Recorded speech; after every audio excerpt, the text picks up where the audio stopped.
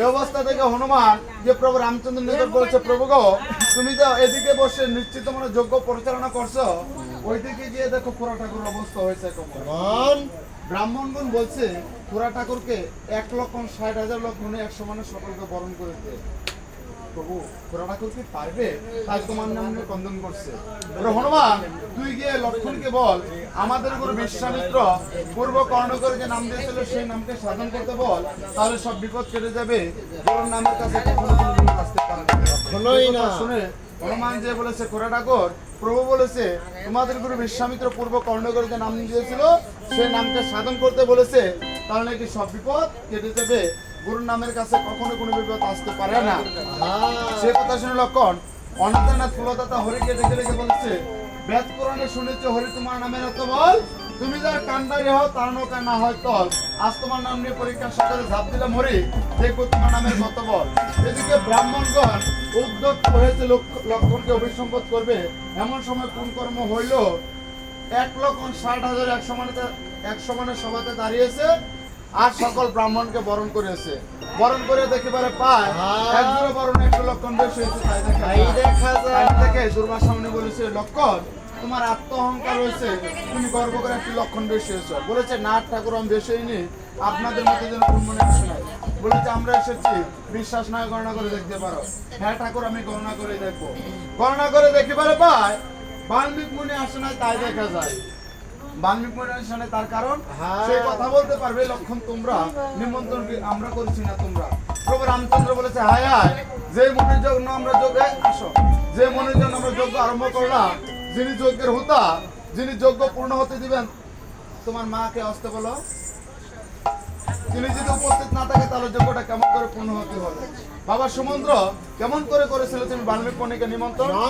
ঠাকুর আমি নিমন্ত্রণ করিনি, নিমন্ত্রণে বানিয়েছে মহামণি লোমশ মুনি বলেছে, আমি নিমন্ত্রণ করেছি, আমার নিমন্ত্রণে সে আসবে না, সে দেশে মনে বাল্মীক মুনি যার তার নিমন্ত্রণে আসতে পারে না, তোমরা একজন যে তাকে নিমন্ত্রণ করে আসতে হবে। মোবাইলগুলো রাখো। এই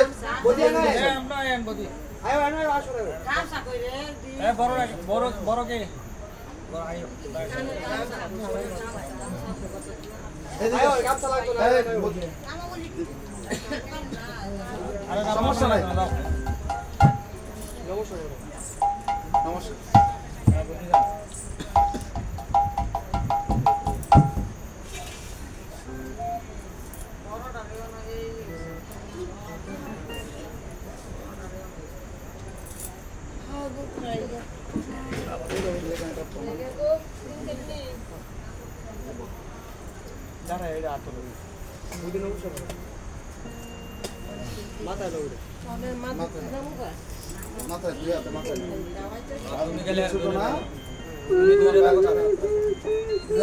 আপনার সন্তানের কাঁধে হাত রাখে চলতে হবে।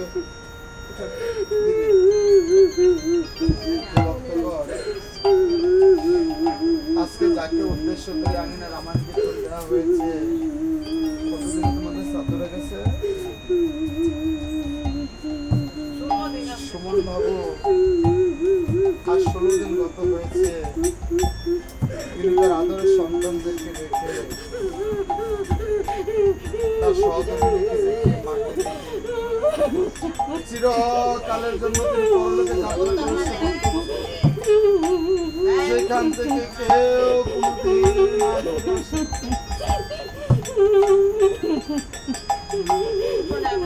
আর 16 দিন গত হয়েছে, আদরের পুত্ররা তার পিতাকে পিতা বলে রাখতে পারবে।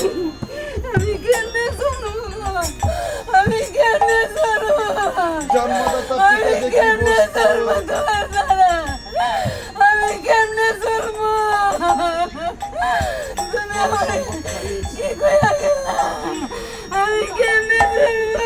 শাস্ত্রে বলেছে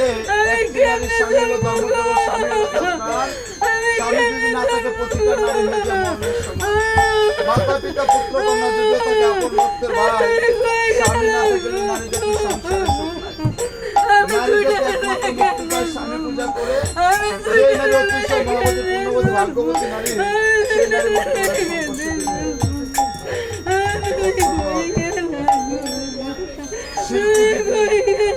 সাক্ষাৎ ভগবানকে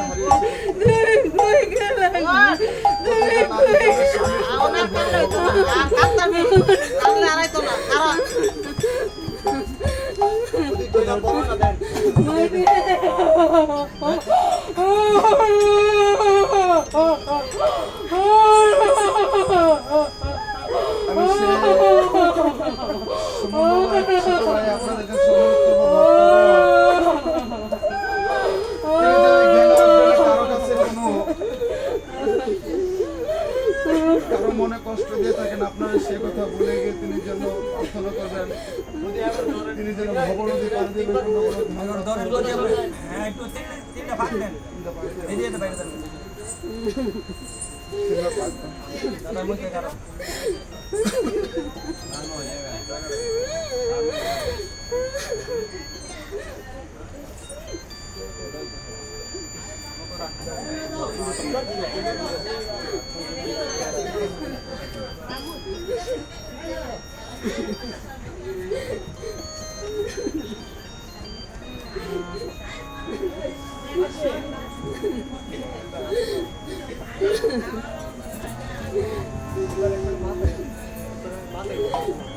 সামনাসামনি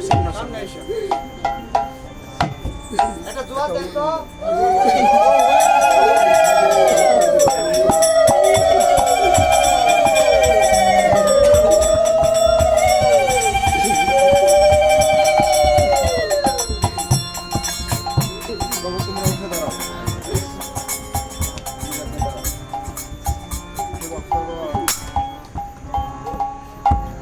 বাবু, তোমাদের জন্মদাতা পিতাকে তোমরা হারিয়েছো।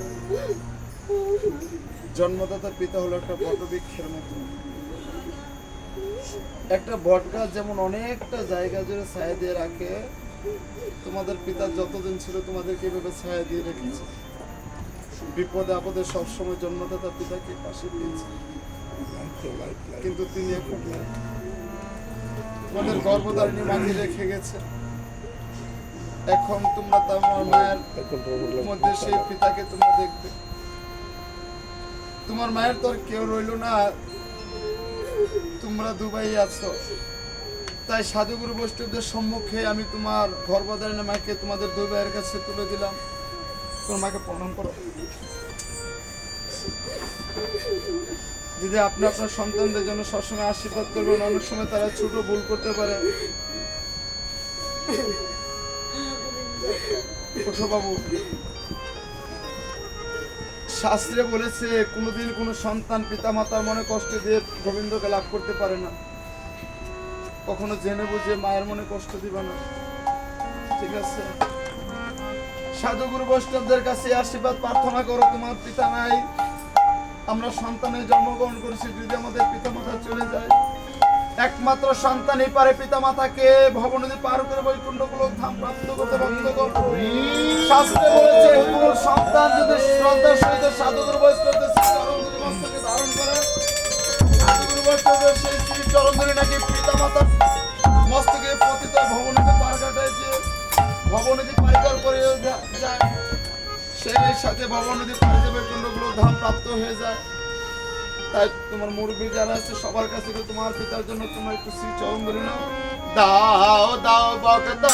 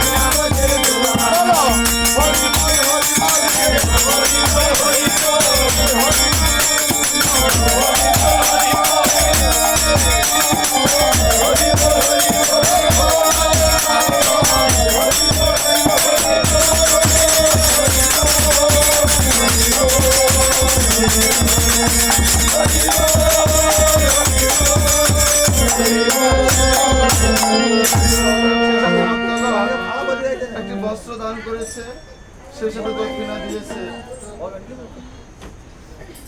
ভক্তগণ একটু দাঁড়ান। তাই আমার সে প্রাণ গোবিন্দর কাছে প্রার্থনা করে আজকের এই পুত্রের হাতের দান যেন হয় তার পিতার ভব নদী পাড়ি দেওয়ার করি, সেই সাথে ভব নদী পাড়ি দিয়ে যেন বৈকুণ্ঠ গোলক ধাম প্রাপ্ত হতে পারে। ভক্তগণ সবাই একটা শ্রী গুরুর ধরে দেন, তার তিনি জন্য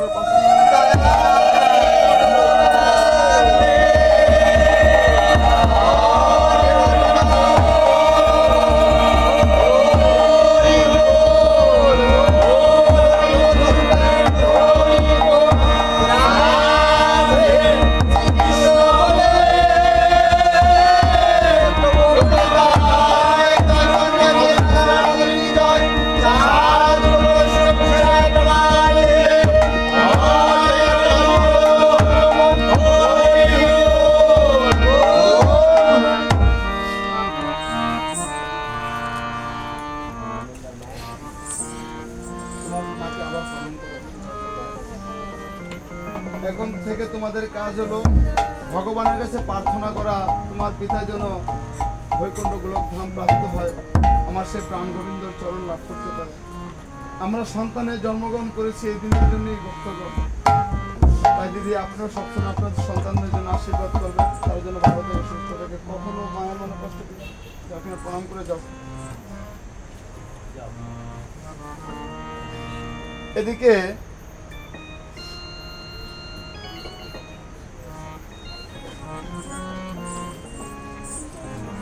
বলেছে বাবা সুমন্ত্র কেমন করে করেছিলে ভাল্মীক মুনিকে নিমন্ত্রণ?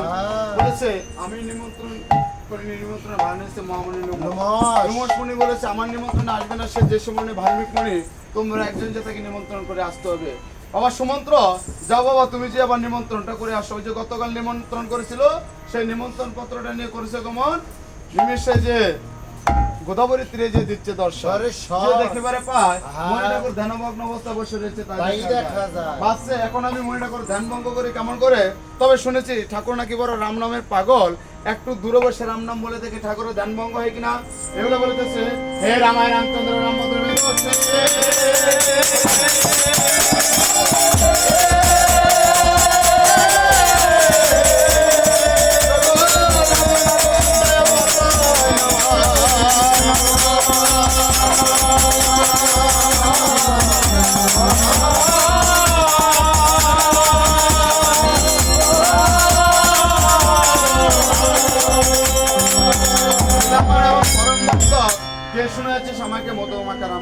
সুমন্ত্র কর্ম করিল, ঠাকুরকে প্রণাম করে সম্মুখে দণ্ডায়মান হলো। ওরে সুমন্ত্র তুই শুনেছিস আমাকে মধুমাখা রাম নাম কিসের জন্য এসেছিস? নিমন্ত্রণ করতে। নিমন্ত্রণ পত্র পাঠ করে মনে ঠাকুর মহাতুষ্ট হলো, অযোধ্যায় যাবে বলে সুমন্ত্রকে বিদায় করে দিল। বলেছে ঠাকুর যজ্ঞ পূর্ণ হতে আস। কি বললি রে সুমন্ত্র? যজ্ঞ পূর্ণ হতে দিন বাল্মীক মুনিকে নিমন্ত্রণ করা। বলেছে ঠাকুর আমার উপর রাগ করে না। ওরে সুমন্ত্র এই মধুমাখা রাম নাম আমাকে শুনে যাচ্ছিস, আমি কি তোর উপর রাগ করতে পারি? চলে যেতে অযোধ্যা প্রণালী অরসুর থেকে আসছি। এই বলে মনে ঠাকুর দানব দেখে পারবা আজ যে পিতা পুত্রের পরিচয় তাই দেখা যায়।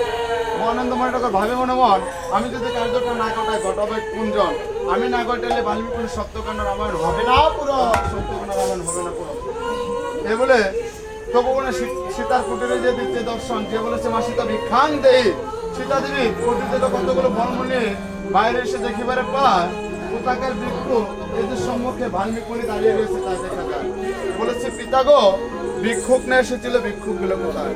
বলেছে আমি সে ভিক্ষুক যা তোমার নিকট ফলমূল নিতে আসিনি। পিতা গো যদি ফলমূলে ভিক্ষা না নেবে তাহলে আমি তোমাকে কি ভিক্ষা দেবো? দেখো ভিক্ষায়া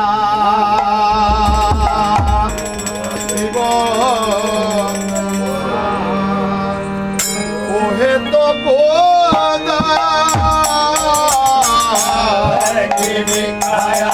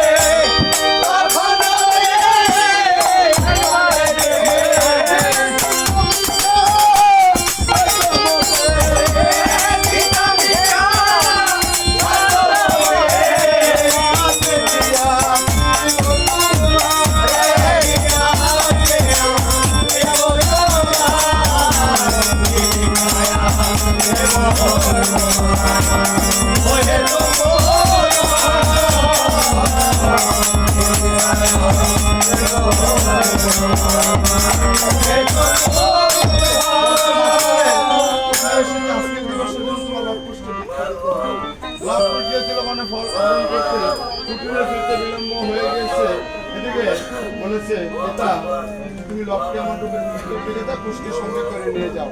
কুল বলেছে মাগো এ কি বলছো? যেমন বন হলো যেটা মাগো মহিলা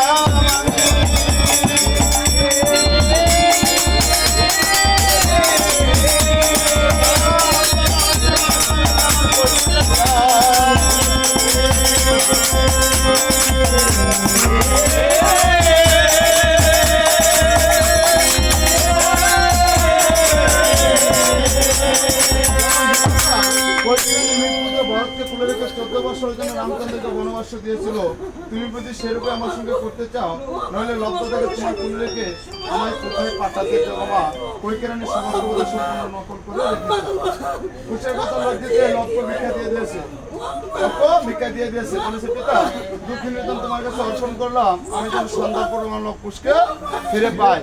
আগ্রে বালন করে বাচ্চা দেওয়া পুষ করছে কমর মাদক তাকে ঘাটে নিয়ে দিচ্ছে। এই দেখে ভগবান মাদক এপার থেকে নৌকানের উপরে চলে যাচ্ছে দেখা যায়। বলে মাধব আমাদের কিছু পাঠপাঠ করে দে, মাধব পাঠি বার করবে না। তাই মাধবীর স্ত্রী বালক দুটির এমন করুণ ডাক শুনে বলেছে শোনো না, এমন সুন্দর বালক দুটিকে তুমি পার করলে না, তুমি পার নাই করলে আমি যে পার করে নিয়ে আসি এই বলে করেছে কমল। এরপরে সে দিচ্ছে দর্শন, বলেছে প্রণাম করে বলেছে তোমাকে পার করতে পারি, বালক দুটিকে পার করতে পারবো। কেন? বালক দুটির চরণে যে গুণ রয়েছে সেই গুণ ধৌত করে আমার কাছে রেখে যেতে হবে, তারপর বালক দুটিকে পার করবো। ঠাকুর তুমি আরোহণ করো, আমি লবকুশকে চরণ ধৌত করে তারপরে তাদেরকে নৌকাতে উঠাবো। এদিকে নৌকাতে যখন বাল্মীকি আরোহণ করেছে লবকুশকে নিয়ে বসে হচ্ছে কাস্টের তৈরির মাঝখানে চরণখানা রেখেছে কাস্টের বাইরে, যাতে নৌকাতে স্পর্শ না করে। মাধব পান্ডে নৌকা বাহিতেছে, ভাগীরথী গঙ্গা মনে মনে ভাবছে ওই দিন তো আমি তিনি চরণ দর্শন করতে পারলাম না। ওই দিন প্রভু রামচন্দ্রের চরণ ছিল নৌকার কাস্টের মধ্যে, আজ তার যত সন্তান লবকুশ এসেছে আমি তাদের চরণ দর্শন করে দিব। জানতে পারে বাল্মীকি মুনি বলেছে বাইরে লবকুশ নদী পাড়ি দেওয়ার সময় হাতে যদি কোনো তালযন্ত্র থাকে তাতে ধ্বনি করতে হয়, তোরা কাজ কর তালযন্ত্রে ধ্বনি কর। বিনা হাত দুটি বাইকো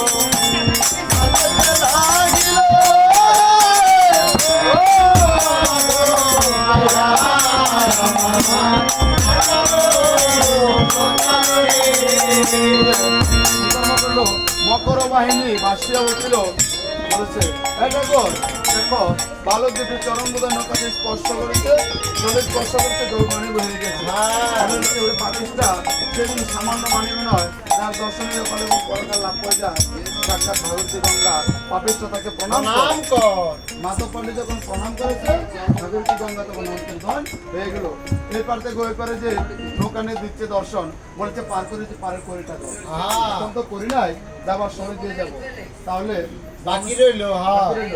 এই বাকিটাকের মধ্যে আমি নাই পার করবো না, তো পার করবো না। এই শোন, আমি তো রামচন্দ্রের যজ্ঞে যাবো, ওইখানে তো দান দক্ষিণা কিছু পাবো, যাওয়ানোর সময় তোকে করিটা দিয়ে যাবো। তাহলে যাওয়ানোর সময় যাই আবার, তাহলে তুই পার করবি না? না।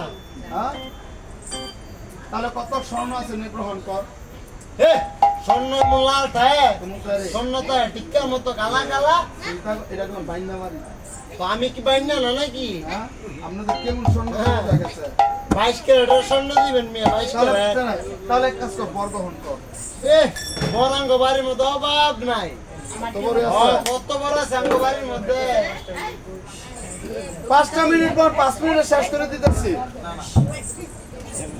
আচ্ছা, এই বলে অগ্রবাহিনী কোন পশ্চাৎ দল পুশ করেছে গমন অযোধ্যার আশাবাই যে দিচ্ছে দর্শন যে সবার সত্তরকে প্রণাম করে বাল্মীকি মুনিকে দেখে বলেছে, ঠাকুর এতক্ষণ পর্যন্ত আসেন নাই, আমার যজ্ঞ পূর্ণ হয় নাই, এখন যখন এসেছেন আমার নিজ হস্তে আপনাকে বরণ করে ভালোভাবে যজ্ঞটা পূর্ণ হতে হয়ে যায়। হে রামচন্দ্র, সে সিদ্ধি যখন যোগ্যতা পূর্ণ হবে, তবে এক কাজ করো, এমন শুভ যোগে বালক দুটিকে দিয়ে তুমি রাবণ কীর্তন করে দাও, তাহলে যোগ্যটা তোমার পরিপূর্ণ হয়ে যাবে। রামচন্দ্র বলেছে, এমন কথা তো শুনে নেই কোনো কালে, রামায়ণ কীর্তন কি আর বলা বলে? ফলাফলই বাকি হে রামচন্দ্র, তোমার এই কাহিনী বালক দুটি কি সুন্দর ভাবে কীর্তন করিতেছে, আর ফলাফলের কথা যদি বলো, এক অশ্বমেধ যজ্ঞ করলে হয় যে ফল, এক রামায়ণ কীর্তন শ্রবণ করা তো হয় সেই ফল। এত পুণ্য কথা, এত পুণ্য কথা। এ তাই বলেছে, ওরে বালকগণ, তোমরা নাকি জানো রামায়ণ কীর্তন করো শুনে।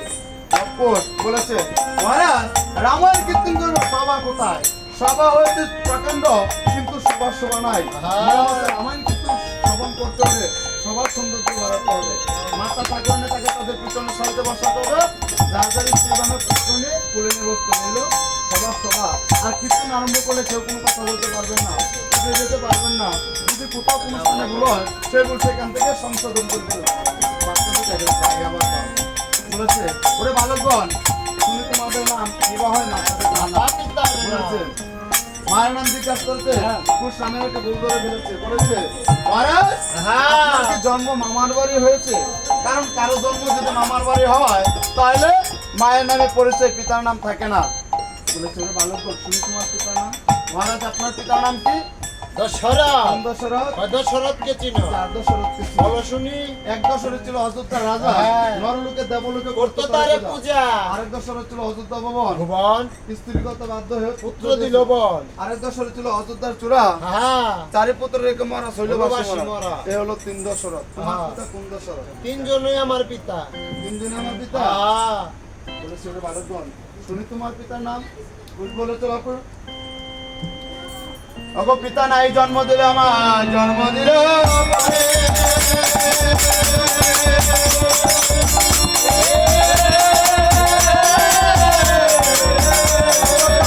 আমার জন্ম হলো আমার ভাই ছিল।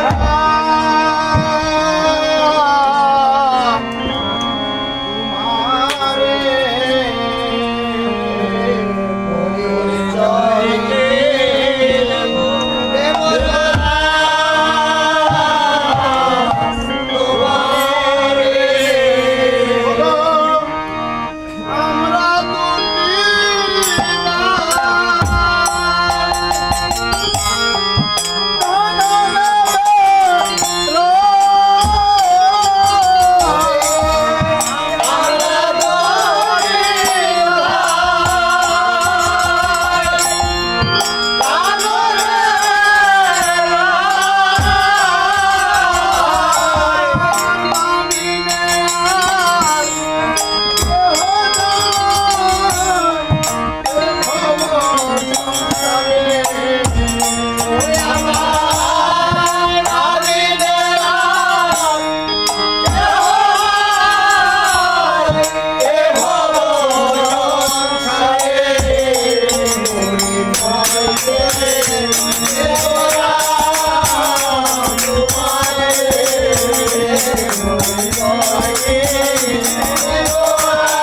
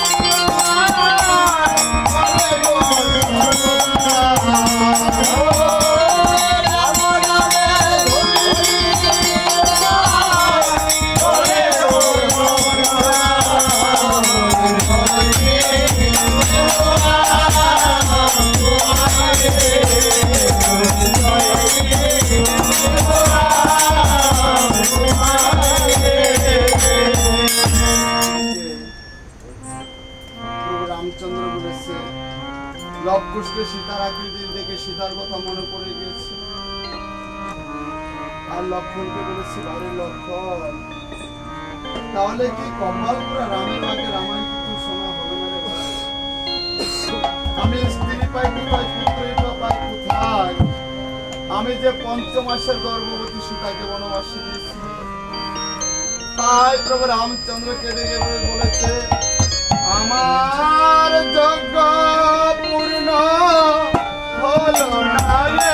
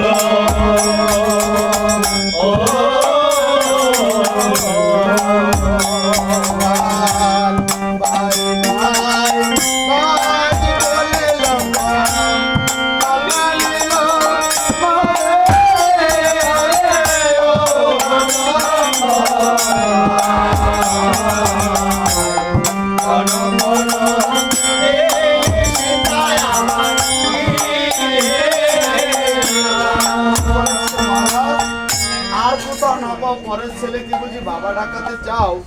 স্ত্রীও বামে নিতে পারলে না, পুত্র কোলে নিতে পারলে না।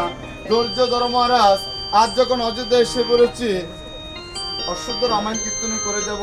তবে কীর্তন আরম্ভ করলে কেউ কোনো কথা বলতে পারবেন না, উঠে দিতে পারবেন না। কীর্তন শেষে সে সেখান থেকে সংশোধন করে দেবে। এ বলে দুটি ভাই বিনা যন্ত্র বাজে কীর্তন করতে সবাই টলর দিবেন। বিনা